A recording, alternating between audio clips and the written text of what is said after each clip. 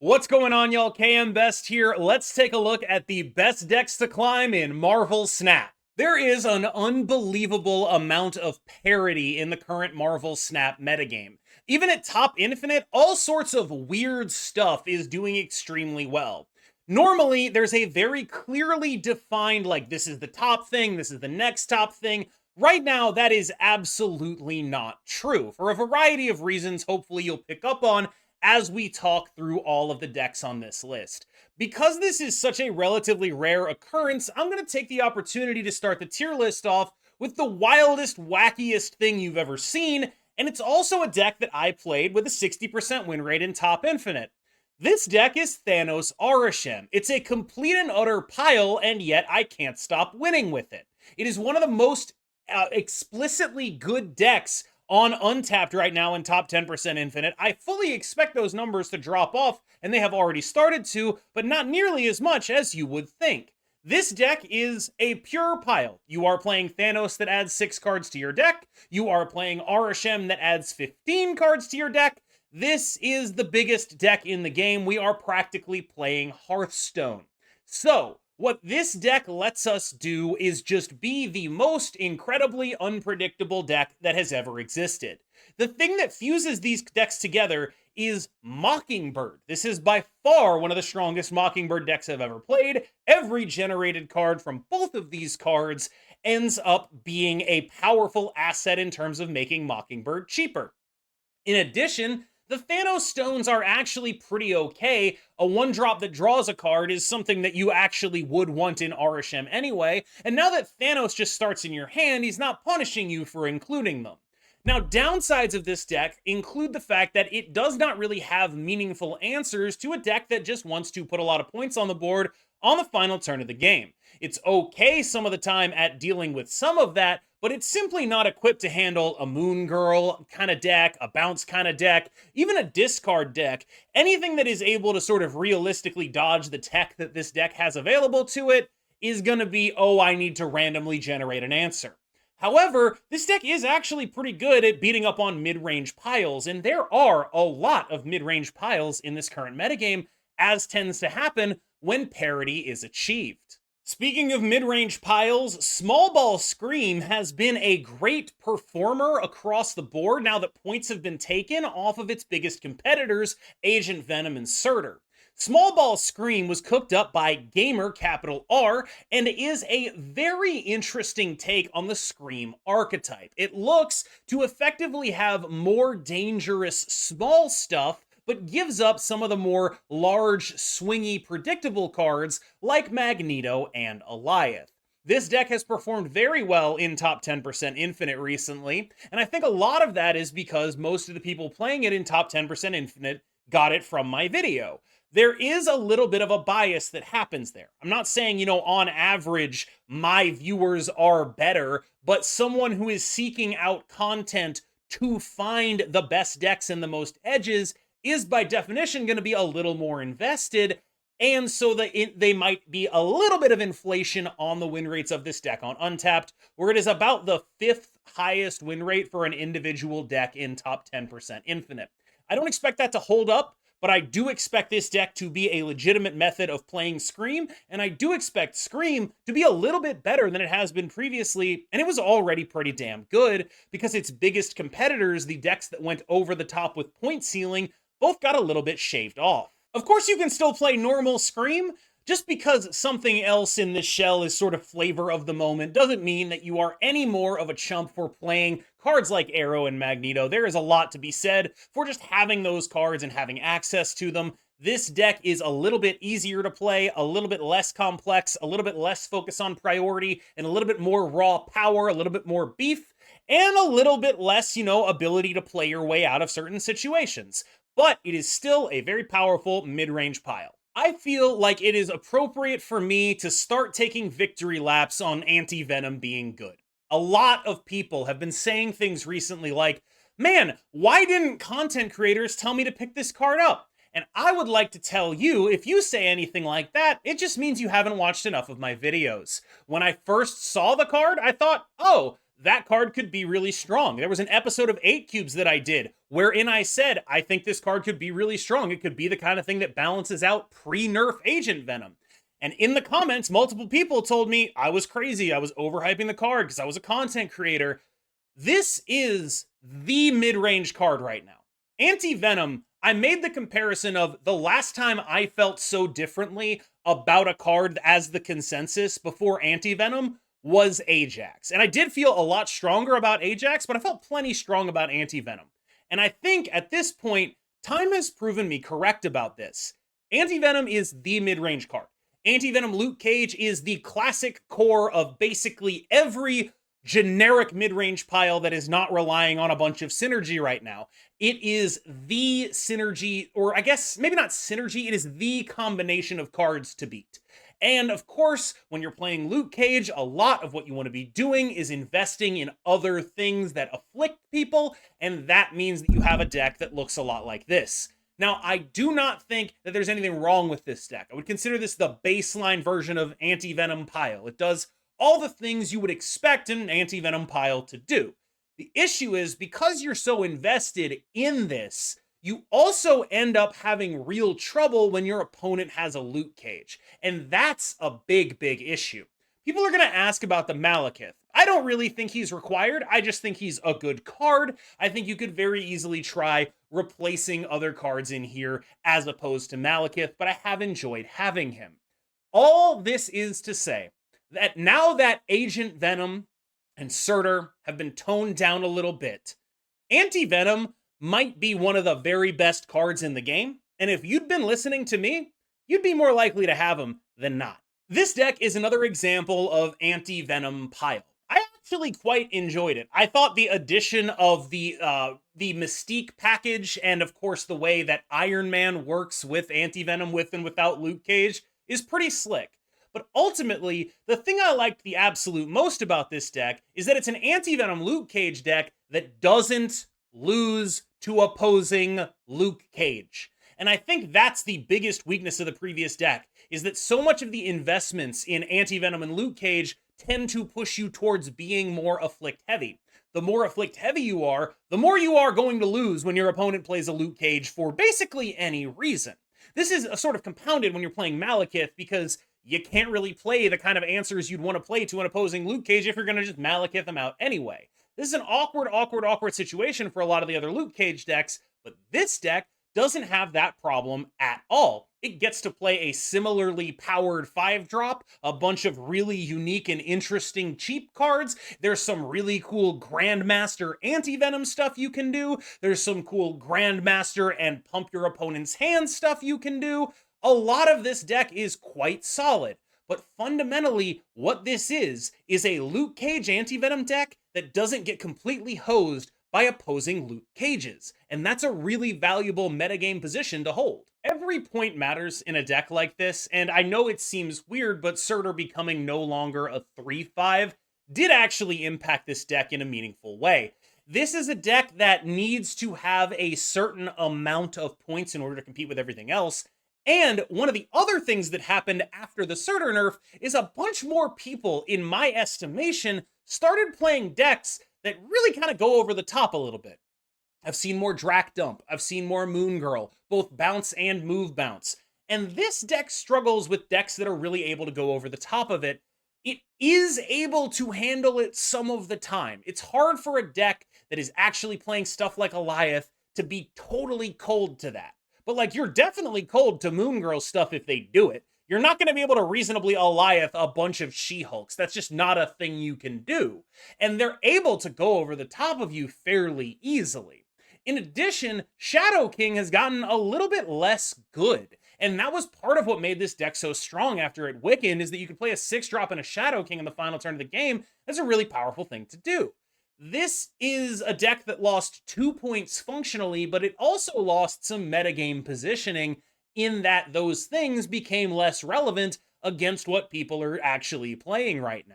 I don't think there's anything wrong with playing a deck like this. It's probably the most played deck at High Infinite. It's a very safe choice that is totally fine, has like decent matchups into a lot of stuff. But you can absolutely get bullied by anything that's trying to go over the top of you with points And there's a lot of those. Onto this second sector of the metagame, the point ceiling decks. And these decks sort of exist on a spectrum that runs from powerful but inconsistent to very consistent and large numbers. I think Move Bounce is probably the most flat powerful of them, but it is also likely the least consistent. This is a deck that I really enjoy, but it is extremely skill intensive, a hard deck to play, and it does need certain things to go right in order for it to pull off the things that it's trying to do. Now, I do actually personally believe that Frigga is correct in this build. I do not necessarily think she is required, and there are plenty of other things that you can try in that slot. You'll notice I don't have an Agent Venom in here. That's a pretty easy swap in. You can try stuff, but I do think right now I have enjoyed having Frigga in here for the force multiplier that she represents. I realize not a lot of people got Frigga, and I'm sympathetic to that, but I am still going to show what I consider to be the best build of the list. I went back and forth on whether to include classic move in the mid-range pile section or in the move and create a bunch of points section. It's sort of trying to ride both lines at once. The Heimdall buff was helpful here. This was already a pretty reasonably okay deck that got an extra point for reasons unknown to anybody, and I think it's a pretty solid option right now. This is still going to be able to take nearly every game to at minimum a 50-50, or at least one that feels like a 50-50 for your opponent, but actually isn't, depending on what you play. And that, I think, is another example of why these decks are so minimalistic in terms of the stats they show on public trackers, because they're just really difficult to play.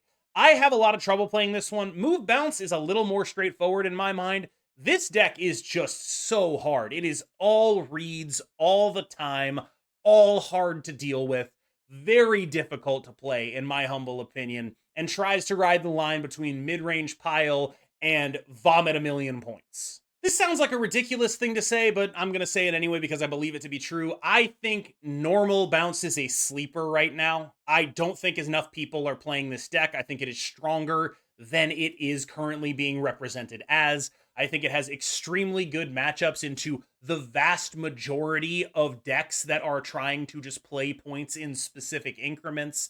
This is a deck that has a large amount of points, an immense ability to target them at various locations based on perceived weaknesses of their opponents, and is consistently outputting those points every single time.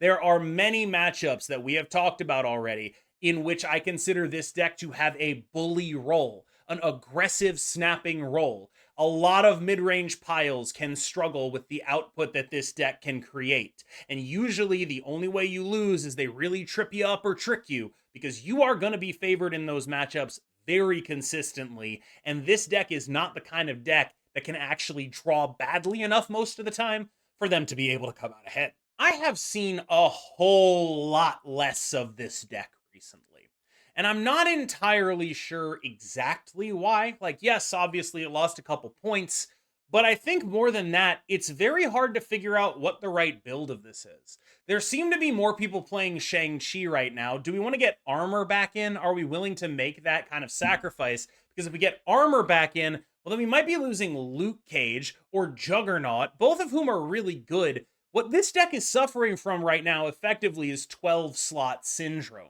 It needs to be able, it has so many different options, but it has to be perfectly calibrated at what it is going to be playing against, and that makes it a little bit harder to play than it otherwise would be.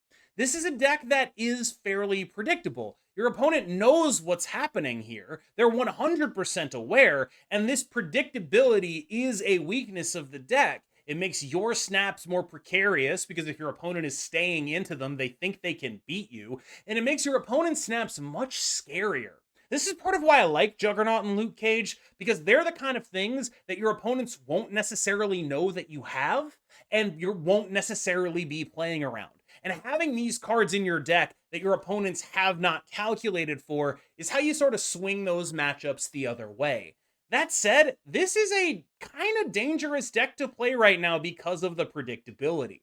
If you run into something that is actually going to be able to go over the top of you, a Moon Girl deck or a Bounce deck, you kind of just die.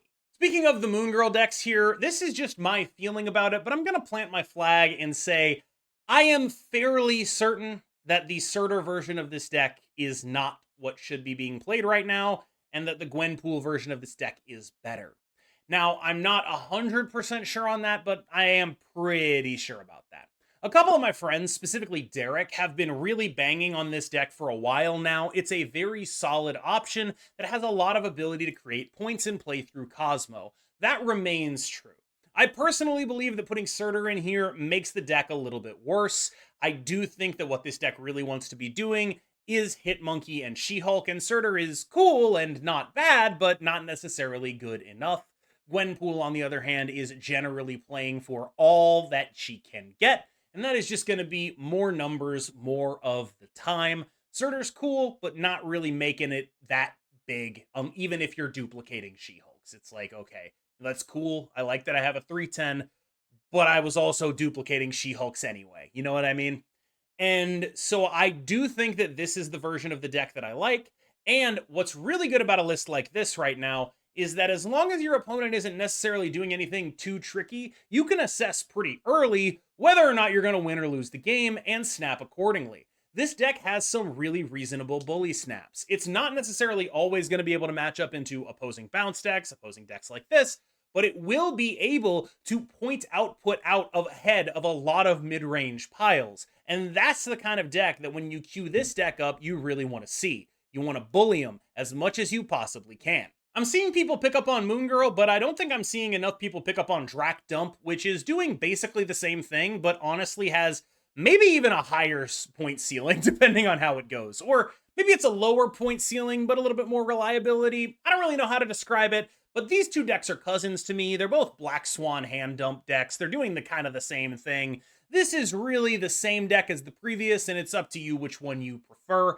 I think they're both about the same level of good, and they're both have roughly the same metagame positioning, because it's not like one is doing that many more points than the other. They have the same sort of generalized matchups. They're good against bullying mid-range decks. They're bad into people who are able to disrupt them meaningfully or go over the top of them. Very straightforward yes or no deck, and I think a lot of people would benefit more from playing simple decks like this. There's been an uptick in Scornhub usage recently after the election, and I think that a lot of it is people trying out Malekith in here. Personally, I don't know. I think he's a wash. When you see the Malekith in here, understand I don't think he's required, and based on my assessment of the numbers that each of these versions of the deck have, I don't particularly think that there's a compelling argument for Malekith to be a big important part of this deck. I think it's cute. I think it's nice. I like deck thinning. It's not bad. But this deck is probably going to be fine without him. At least for now, that is my take. We'll see if it gets updated in the future as more data comes in. As is, I do think that Malekith is cool and cute and fun in here. I like deck thinning as much as the next guy, probably more. But really, again, what this deck is trying to do is put out a large number of points, and that gives it a really favorable matchup into mid-range piles. This is kind of how the metagame is right now. There's these decks that just have a lot of point output. They're pretty good into the mid-range piles. The mid-range piles are like, imagine a cartoon cloud of dust where they're all punching each other, just limbs flying out of everywhere, but they're consistently good, and the best of them, thanks to inclusions like Anti-Venom, have the ability to sort of flip it back on the point output decks by just getting something stupid off of that. And so that means that these are the decks that you really see at the top of the metagame, while decks like this tend to try to show up to try to prey on them. Another thing that a lot of these big point output decks are really preying on right now is Thanos. Thanos has a very limited ability to output points right now, and so when you are playing a Moon Girl deck, when you are playing a bounce deck, when you are playing a discard deck, you're kind of looking to try to beat the crap out of Thanos. You're looking to play against the deck that is fairly undefined and mostly mid-rangey and doesn't really have all that in terms of points.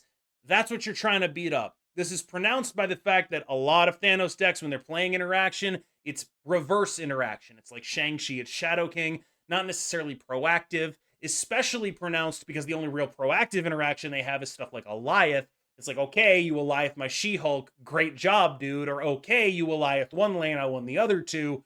That's really what this uptick is. These decks are not as good at beating up the good mid-range piles as they are at beating up Thanos. There are like several versions of Thanos that we could put on here, but I think we're going to stick with the Destroy one, which has been performing the best at High Infinite, not counting the Arishem one. Of the like sort of multiple Thanos archetypes that I've seen, there's like this Thanos deck, there is the Surtur Thanos deck, there is the Zoo Thanos deck, and they all look kind of exactly like you'd imagine them to. Like, whenever someone talks about, like, ooh, here's my new Thanos archetype, it's just like, you took the deck that existed and you put Thanos in. It's like, okay, I get it. I'm like, you know what Zoo Thanos looks like. You know what Surtur Thanos looks like. I'm sure you can figure it out. I'm going to use this, though, as a bit of a placeholder to talk about all the Thanos decks, because ultimately they have the same weakness, and it's people that do points better. This deck doesn't have a lot of answers to that. Like, it's just a little bit hard to deal with someone who's able to do points better than you are. You don't have the kind of consistent interaction that another deck might. And you don't necessarily have the point ceiling to justify it either. The deck is good, it's fine, it's surprising, it does unique stuff. And the reason the Destroy version is on here is because I actually think it has the highest point ceiling, right? You're a Mockingbird Death deck, you actually can flip those matchups back. You can do a lot of points in this list. But the other ones start really dragging a little bit once you get into them, in my opinion. This deck got way, way worse, but not as much worse as a deck that I am not even going to have on the tier list. AV Iron Man, not putting it on here. I basically haven't had any trouble with that list. This one, on the other hand, manages to have some unique and powerful point output, despite the fact that Agent Venom is now much worse in the list. I mean, you know, much worse is relative. It's worse, but it's still a very good card. You still absolutely want to see it, and it's not like any Sera deck is really going to turn down a 2-5 no matter what.